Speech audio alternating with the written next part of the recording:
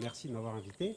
C'est vrai que je suis un peu en compagnonnage avec Sabrina Krief sur cette question de préservation des grands singes depuis quelques années, mais c'est vrai que moi j'ai un rôle de témoin, mais en fait je n'ai évidemment ni une approche scientifique, ni une approche même politique de tout ça, mais plutôt culturelle, c'est-à-dire que voilà, je fais partie des gens qui produisent de la culture populaire, alors de la bande dessinée, je suis dessinateur, et des dessins animés, et notamment il y a un dessin animé qui passe depuis quelques années, qui m'a donné l'occasion régulièrement de rencontrer Yves Coppens d'ailleurs, qui s'appelle Silex and the City. C'est une espèce de saga paléolithique qui est en fait une fresque de notre époque contemporaine, mais avec cette distorsion un peu comique de 40 000 ans d'écart. Et évidemment, au cœur de ces questions, il y a les rapports entre les hommes et les animaux. Que je mets en scène. Alors, je sais qu'on critique les singes qui sont habillés, mais parfois mes singes sont habillés hein, aussi dans les dessins animés. Bon. Mais en l'occurrence, c'est quand même pour mettre cette question-là au centre, je dirais, des réflexes à la fois. Parce que ce n'est pas un dessin animé dessiné strictement à la jeunesse ou une bande dessinée, c'est tout public, je dirais, avec une assez grande répercussion, et de mettre ces questions de primauté de l'homme sur les autres espèces, de cette interaction-là au centre des préoccupations des plus jeunes, de s'interroger, en gros, en distordant un petit peu notre réel autour de tout ça. Dans Silex and the City, il y a un singe très important qui fait partie de la famille, qui s'appelle Werther.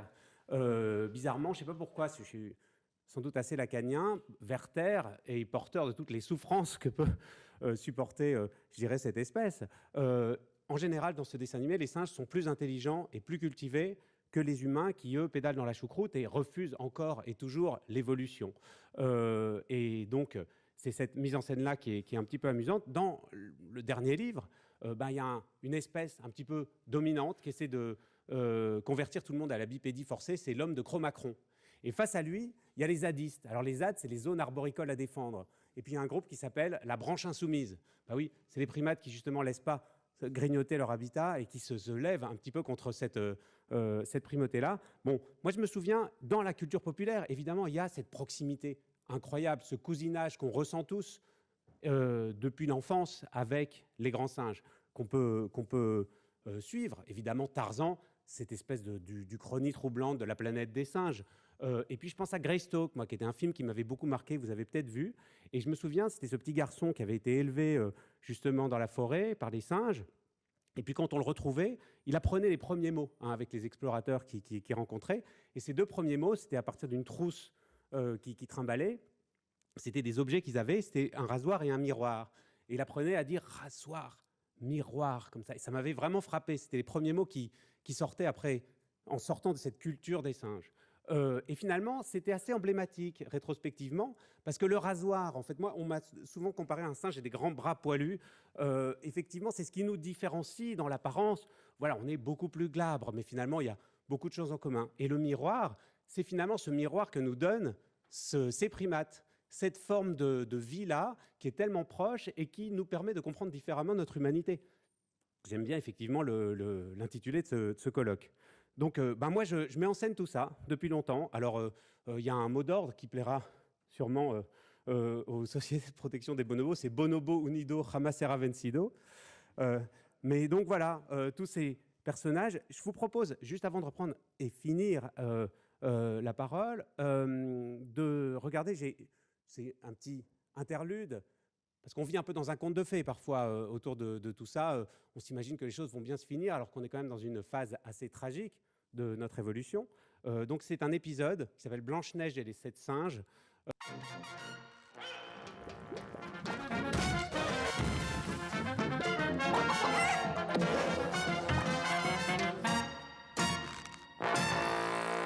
Nous sommes en moins 40 000 avant Jésus-Christ. Toute la planète semble obéir aux lois de la sélection naturelle. Toute, non, une vallée résiste encore et toujours à l'évolution. Allez maman, encore une histoire. Bon, une dernière alors, et ensuite vous retournez dormir dans votre lit. Il était une fois dans une vallée lointaine une jeune hominidée très belle qui était née au début de l'ère glaciaire. C'est pour cela qu'on l'appelait Blanche-Neige.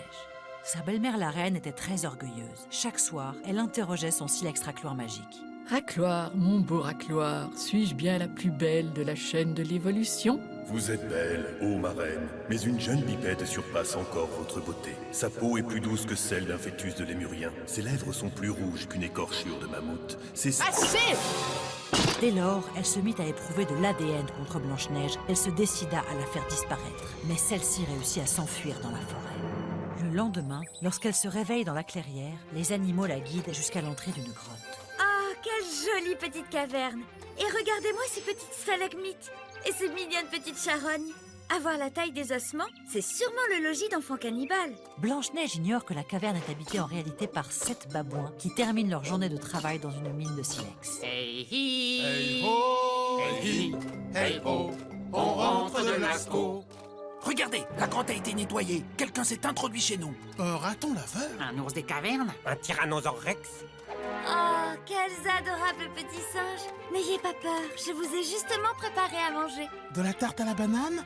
Très vite, Blanche-Neige est adoptée par les 7 singes. Mais son cœur continue d'être habité par le souvenir du sapiens charmant qu'elle avait aperçu avant d'être chassée par la reine. Un jour, Sapiens viendra. Un jour, il m'aimera. Hélas, la méchante reine a découvert que sa rivale était toujours vivante et se déguise en vieille mammifère pour assouvir sa vengeance. Bonjour, mon enfant. Puis-je me reposer quelques instants dans votre maison? Bien sûr, voulez-vous de la tarte à la banane? Pour te remercier de ton hospitalité, accepte cette pomme de mon verger. Elle ignorait bien sûr que cette pomme était empoisonnée. À l'arrivée des 7 singes, il est déjà trop tard.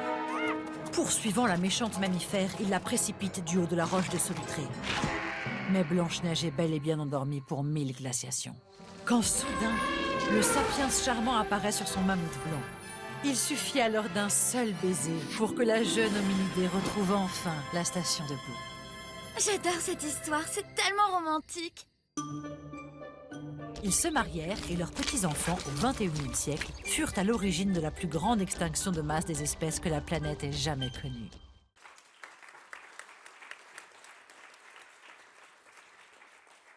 Voilà, donc c'est un peu marrant, mais c'est un petit peu angoissant aussi. Et donc, juste vraiment pour conclure et faire une pause déjeuner, tarte à la banane, je crois, dire que malgré tout, on n'a pas beaucoup évoqué ça, mais la mère de toutes les batailles, ça reste quand même la lutte contre le réchauffement et cette lutte autour du climat qui détermine toutes les autres questions et de développement et autant dans l'impact sur les populations locales que sur les milieux, détermineront de toute façon, que ce soit sur les océans, sur les forêts et l'ensemble du vivant, les conséquences de ce qui va se dérouler dans les quelques décennies qui arrivent. Et pour ça, effectivement, je pense qu'on est passé dans une phase où il n'y a plus tellement de place aux atermoiements et aux tergiversations et à la mesure, et qu'il y a une forme de radicalité qui doit s'installer, je dirais, dans les populations. Et je pense que tous ces projets de conservation, tous ces projets politiques, portés par l'UNESCO, portés par les élus. Là, on est quand même dans le sous-sol du Sénat. Il y a énormément d'élus qui ne font pas leur travail sur la question, que ce soit au Sénat ou à l'Assemblée nationale, qui se cachent derrière leurs petits doigts. Et donc, je pense que cette guerre qui a été déclarée à la planète, c'est quand même assez simple de dire que soit on entre en résistance, soit on est un collabo. Donc, d'une certaine façon, je pense qu'il va y avoir des échéances. Et à chaque fois, je pense qu'il faut s'en souvenir et aller un petit peu au-delà juste de la vie quotidienne.